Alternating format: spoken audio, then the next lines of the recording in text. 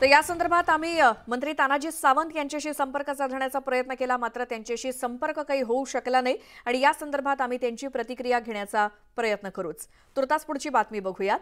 नागपूर लोकसभा मतदारसंघातील एका बूथवरील मतदान मोजण्यातच येणार नसल्याची धक्कादायक बाब नुकतीच उघडकीस आली आणि या केंद्रावरती मॉकपोलची मतं क्लिअर न करताच मतदान घेतलं गेल्याची माहिती मतदानाच्या तब्बल 35 दिवसांनंतर समोर आली आहे आणि या मतदान केंद्रावरती फेरमतदान घेण्यात यावं।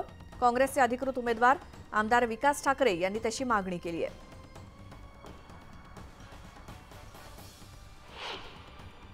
आपण पाहिलं असेल की रविनगरच्या एका बूथवर जे मॉक पोलिंग होतील आणि ते डिलीट न करताच मतदान झालं असं निदर्शनास आलं आणि त्याची तक्रार आम्ही निवडणूक आयोगाकडे टाकून ठेवली आहे आणि आमची मागणी आहे की इथे मतदान पुन्हा घ्यावं, परंतु नियमाप्रमाणे जर तेवढ्या मताच्या फरकाने उमेदवार पडत असेल तर ती गरज भासणार आहे आणि मला वाटते की तेवढ्या मतापेक्षा जास्ती मताधिक्यानं उमेदवार विजयी होणार आहे।